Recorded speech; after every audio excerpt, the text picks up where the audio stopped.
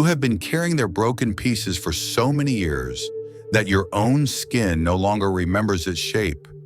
Each morning your chest feels heavy, not from their weight alone, but from the silent promise you keep making to rescue them one more time. You learned every technique, sat in every circle, repeated every affirmation, yet the same nighttime emptiness drifts through your room like cold fog. Friends whisper that you should let go, but they do not hear the quiet scream inside that says letting go equals betrayal. You pour yourself into endless conversations, translate their nightmares into plans, and when dawn comes, nothing has changed except the deeper hollowness behind your ribs. You blame yourself because the world told you that unconditional love means fixing the people you love. So you became the mechanic of shattered souls, tightening bolts that never hold, patching leaks that always reopen. The worst torment is the tiny spark of hope after each small breakthrough. The moment you think maybe this time it will last, only to watch it crumble again, taking another piece of you with it.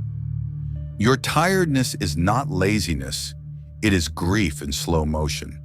Your anger is not cruelty, it is the cry of a heart that has bled too long in silence.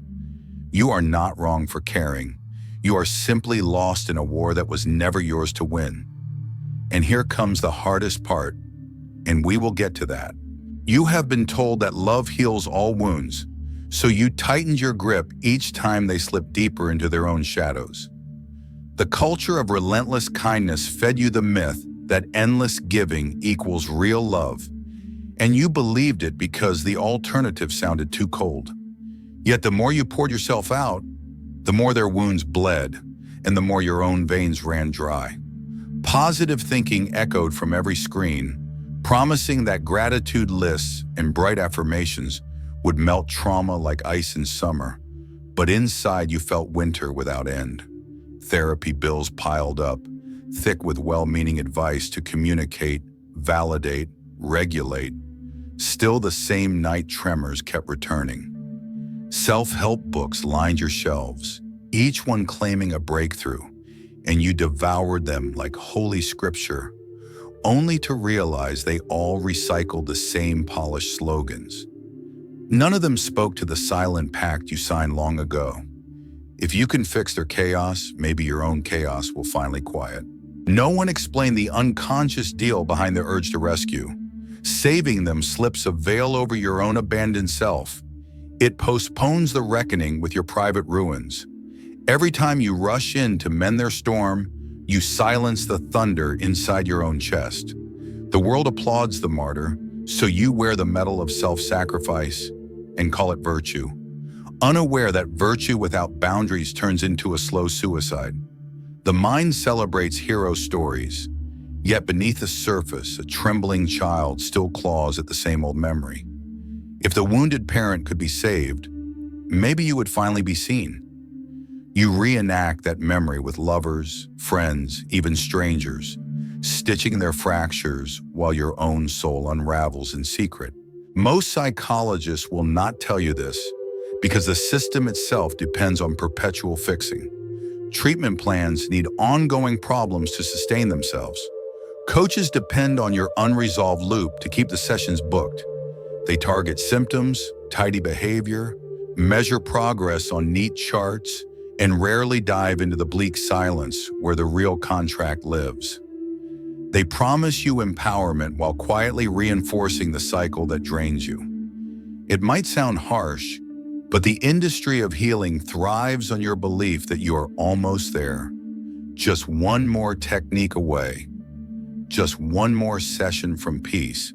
To be honest, you have done everything by the book, and the book was written to keep you reading. The hidden mechanism is projection. The flaws you obsess over in them mirror the exiled parts of you that beg for recognition. Each criticism you whisper about their laziness, addiction, or fear is a coded message from your own disowned shadow. You fight their weakness so you can avoid facing your own. You soothe their rage so you never touch the wildfire buried in your gut. In trying to rewrite their story, you postpone writing your own. Most people are not ready to hear this, but healing often stalls because suffering became your identity. The rescuer role grants purpose, status, even a subtle sense of moral superiority. Without it, you would feel naked, ordinary, terrifyingly human.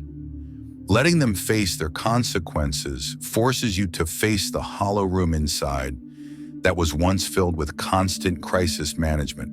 That room echoes, and the echo sounds like loneliness. Here comes something even more painful, and we have not reached the deepest cut yet. If you know what I mean, subscribe to the channel. Let this truth reach those who are done running from themselves. To be honest, the real drama never unfolds in the loud arguments you replay in your mind. It happens in the quiet contract you signed long ago, the one written in invisible ink between your childhood heartbeat and the people you could not save back then. Most psychologists will not tell you this because it dismantles the tidy flow charts on which they base their treatments. The unconscious always trades in symbols, not in stories, and the symbol hidden inside your rescuing role is simple. If I mend them, the world will finally feel safe. Every time you rush toward another crisis, you repeat that ancient ritual, promising safety in exchange for self-erasure. Not everyone is ready to hear this, yet the urge to fix others is often the echo of a helpless child who once believed that peace depended on keeping the grown-ups alive. Depth psychology calls it projection, but projection is just a scientific term for a haunting. The parts of you that were never allowed to speak still wander the corridors of your life, searching for a mouth through which to scream. They find that mouth in the people you choose to help. You point at their addiction, and it points back to your own hidden craving for relief. You criticize their passivity, and it mirrors the secret paralysis that freezes you each time you try to reclaim your life. You demand their honesty, and behind that demand hides the lie you keep telling yourself, that your value depends on their recovery. The more you condemn their faults, the more ferociously your shadow drags you into the same darkness. This might sound harsh, but your most sacred intentions have been hijacked by an ancient survival strategy. As a child, you watch chaos swirl in the adults around you, and your nervous system learned that vigilance equals love. Your little body stored hyper-alertness in tense shoulders, shallow breath, twitchy stomach. Years later, those sensations still surge when someone close to you spirals downward. You mistake the rush of cortisol for empathy, the racing pulse for care, because they feel familiar. Familiarity masquerades as purpose. You claim you cannot abandon them, yet what you truly cannot abandon is the biochemical memory of being needed. The fix-it role also disguises a forbidden rage. The powerless child never had permission to explode, so the adult you now channels that fire into righteous helping. Each rescue attempt is anger wearing a white robe, hoping no one notices the sparks beneath the fabric. When they resist your advice, the robe ignites and you burn with quiet fury. You call the blaze frustration, disappointment, even heartbreak, but at its core, it is rage at the original injustice. You had to parent your parents before you even learned to tie your shoes. Embracing that fury feels dangerous, yet until you let it roar inside your body, it will keep smoldering in every relationship you try to save. Trauma research explains that energy trapped in the nervous system seeks completion. Think of a gazelle that escapes a lion. It shakes violently to discharge survival energy, then returns to calm. Children in dysfunctional homes never shook, never fled, never fought. They froze. That frozen surge still waits in your fascia, joints, and jaw. Each time someone around you unravels, your body senses an opportunity to finally release that charge by moving, helping, fixing. The unconscious whispers, "If I can end their crisis, I will end mine." So you leap into action, and for a fleeting moment, adrenaline feels like liberation. Yet the cycle resets, because the energy you try to purge through another person can only dissolve when you bring it back inside and feel it fully. Here comes a truth most healing industries avoid: because it renders many popular methods obsolete. Cognitive insight without somatic release rarely rewires the loop.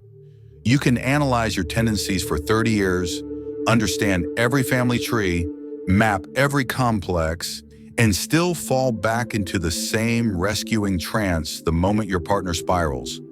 Until the body learns that safety is possible without control, the mind will invent reasons to keep controlling. That is why affirmations and gratitude lists feel mocking when your diaphragm is clenched like a fist. Words bounce off muscle memory. The body does not speak English, it speaks sensation. There is also a collective dimension to your personal saga. The culture glorifies the martyr, the healer, the endlessly giving parent. Films, novels, spiritual teachings all chant the same chorus. Sacrifice proves love. No wonder part of you feels sinful when you entertain the idea of stepping back. Loneliness hovers like punishment, because without someone to save, who are you? This question terrifies many, so they stay busy nursing other wounds, avoiding the empty room where their own wound breathes. Loneliness can feel like death when your identity grew around constant crisis. However, loneliness is only the first layer. Beneath it lies an unclaimed aloneness, the pristine state of simply being yourself without an audience. From that ground, you can build real intimacy, not the intimacy of mutual dependency, but the intimacy of two sovereign beings choosing to meet. The paradox of shadow work is that healing looks like falling apart. You must allow the scripts to crumble before you can write new lines. At first, this collapse feels like failure. People around you may accuse you of being selfish when you stop carrying their chaos. They will call your boundaries abandonment. They will test every limit you draw because your transformation threatens their comfort. Remember, you once benefited from the loop as well. You gained purpose, identity, moral elevation. When you stop playing, everyone loses their favorite role. Expect resistance. Expect guilt to roar. Guilt is the bodyguard of old contracts. Let it snarl, feel its claws, and keep walking. Most psychologists will not tell you this, yet guilt often precedes genuine freedom. Shame melts when exposed to steady presence, and guilt dissolves when you honor the life force underneath it. That life force wants expansion, creativity, even joy. Joy may sound impossible right now, but joy is simply the natural state that emerges when survival energy finally finishes its ancient sprint. It is not the glittering happiness marketed by influencers. It is quiet, steady, like warm earth after rain. Not everyone is ready to hear the next part, yet you deserve the whole map. When you stop rescuing, grief floods in. You mourn the years spent living someone else's storyline, the dreams postponed, the passions muted. You grieve the version of you that never learned to receive. Let the grief wash over you like a tidal wave. It will not drown you. It will cleanse the debris of old loyalties. After the wave recedes, the sand settles into new patterns, and you see footprints that belong only to you. In this opening, you finally meet the shadow face to face. It is not a monster. It is the orphaned genius, the band artist, the fiery lover, the relentless truth speaker. Integrating the shadow means inviting those exiled qualities back into the house of the self. You stop policing your own depth. You allow paradox, strength that cries, tenderness that sets limits, anger that protects life instead of destroying it. Each reclaimed fragment adds wattage to your inner light, a light that does not blind but illuminates. Here is the quiet climax many miss while chasing dramatic breakthroughs. When you embrace every disowned part, the urge to fix others evaporates. Compassion remains, generosity remains, but they flow from overflow, not scarcity. You offer help when invited, not as a covert plea for self-worth. You witness others suffer without panic because you now trust their path as you trust your own. Their darkness no longer triggers a rescue mission. It reminds you of the shared human journey. The chains that once bound your empathy loosen, and what remains is a mature heart, capable of loving without swallowing itself whole. We are nearing the deepest cut, and you can already feel it humming beneath these words. Stay with that hum. Let it vibrate through your bones. It is the sound of old contracts burning in the hearth of your awareness. Fire destroys, yet it also forges. Allow the flames to shape the metal of your will. What emerges will be neither savior nor victim, neither martyr nor tyrant, but a human being who finally stands inside their own circumference. And in that standing, you give everyone around you an unexpected gift, the permission to claim their own lives as well. But there is still one more layer to unfold, and we will enter it soon. Now we step out of theory and into the raw clay of daily life. These tools do not sparkle, they cut. Their edges are honest, sometimes jagged, because real work leaves calluses. Take them one at a time. Let each settle in your ribs before moving to the next. Rushing only repeats the old pattern of fixing to avoid feeling. First, the simplest knife, awareness journaling. Every evening, sit with a page and write one line that begins with, "Today I tried to fix," and finish it without censoring. Then add a second line that starts with, "The feeling underneath was," and name the sensation in the body, not the story in the mind.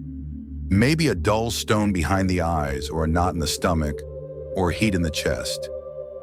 Keep the description physical. Over days a map appears. You will see how often rescue disguises fear, how often anger rides beneath kindness. This map is not a verdict, it is a lantern. Second, boundaries in the mouth of silence. Choose one conversation this week where you would normally offer advice. Instead, breathe, feel the urge rise, and let the air leave your lips in the form of one sentence only. I trust you to find your way. Then close your mouth, even if your tongue begs to continue. Notice the storm of sensations, guilt, impatience, maybe trembling hands. Stay with the storm for 5 slow breaths, feet on the floor, shoulders dropped. Boundaries are not walls. They are rivers that teach you to stand on your own bank. Third, the body shake. Trauma is unspent motion. Stand with knees loose. Allow your weight to drop into the soles and begin a gentle bounce. Let the shoulders jiggle, jaw loose, eyes soft. After a minute, increase the bounce until the limbs vibrate like a drum skin. Sound may rise, groans, sighs, even a growl. Let it. After 2 or 3 minutes, slow to stillness and notice the tingling. That electricity is life force unjammed. Practice in private spaces where shame cannot interrupt. Fourth, tracing the lineage. Take a blank sheet and draw 3 columns. On the left, write the names of the people you tried to save in childhood, perhaps mother, father, sibling. In the middle, write the roles you adopted, mediator, joker, caretaker. On the right, write the price you paid, sleep lost, hobbies abandoned, dreams postponed. Read the list aloud. Hearing the cost spoken breaks denial's spell. Then fold the paper, place it under a stone, and leave it somewhere you pass daily. The stone marks a grave. You no longer need to carry those ghosts in your pocket. Fifth, the mirror dialogue. Sit before a mirror in dim light. Gaze into your own pupils until the face blurs. Speak softly. I see the child who had to be strong. Pause. Let the body respond with shivers or tears. Then reply from the reflection. And I see the adult who can choose differently. Go back and forth, 2 voices sharing the same throat until a sense of integration arrives, perhaps as warmth spreading from spine to wrists. Repeat weekly. The mirror becomes a witness who never demands performance. Sixth, permission to rage. Find a private place, a parked car, a pillow fortress, an empty field. Set a timer for 3 minutes. During that window, allow every suppressed no to surge out as sound, movement, fist against cushion, stomp against soil. Keep the voice low in the throat to protect cords. Afterward, lie on the ground, one hand on heart, one on belly, feeling the afterglow. Anger, when expressed cleanly, often unveils grief. Allow tears if they come. They are the water that cools the molten core. 7th, micro-joy practice. Choose one ordinary pleasure you abandon while caretaking. Painting, gardening, slow coffee at dawn. Schedule it for 10 minutes daily, no negotiations. During those minutes, refuse to answer messages, refuse to anticipate anyone's needs. The nervous system learns safety through repetition. Micro-joy seeds macro change. Over weeks, the brain rewires, and the body trusts that life contains more than emergencies. 8th, relational experiment. Tell one trusted person, I am practicing, not fixing. I may look distant. I am actually listening to myself. Invite them to reflect after conversations on whether they felt heard, pressured, or liberated. Their feedback is a mirror you cannot bend. It teaches subtlety, how presence feels different from control. 9th, somatic forgiveness. Lie on a firm surface, knees bent, feet planted. Inhale into the lower back. Visualize breath filling a dark attic. Exhale with the whisper, I release. Repeat for 7 cycles. On each exhale, imagine dust leaving the attic windows. This is not about excusing harm. It is about unclenching the fibers that still grip the past. Forgiveness in the body precedes forgiveness in the mind. 10th, daily question at the threshold. Before opening a door to any interaction, pause with hand on handle and ask internally, am I entering to connect or to repair? If repair rings true, step back, breathe, and adjust intent. Over time, the pause becomes a reflex. Consciousness threads itself into habit. Expect resistance. The psyche defends its old scaffolding with ingenious tactics. Fatigue, cynicism, forgotten appointments. Celebrate each lapse caught in real time. Awareness is victory.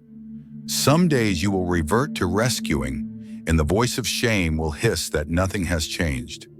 Respond with the quiet sentence. Progress is measured in honesty, not perfection. Then return to the tools. Remember, you are not crafting a better savior. You are unearthing a fuller human. When the urge to fix ignites, place a palm on the sternum and whisper, stay home, heart. Let the fire burn inward, alchemizing into warmth rather than wildfire. The world needs warm hearts more than blazing heroes. Soon we will step into the final chamber, where choice and community intersect. The deepest truth waits there, and it is closer than your next breath. You have walked through fire, grief, and the hard silence of your own shadow, and you are still here, breathing with a new honesty. If you saw yourself in these words, write in the comments, I no longer run from pain. This single sentence draws a line in the sand and turns strangers into allies. Let's see how many are ready for the truth. You have spoken your vow in plain letters. Someone on the other side of the planet just read it and felt less alone. This thread of honesty reaches through every screen and tangles us together in something stronger than advice and softer than shame. Notice the steadiness in your belly, the unfamiliar quiet that follows a truth released into daylight. Hold it like a small coal. It will glow when the night returns.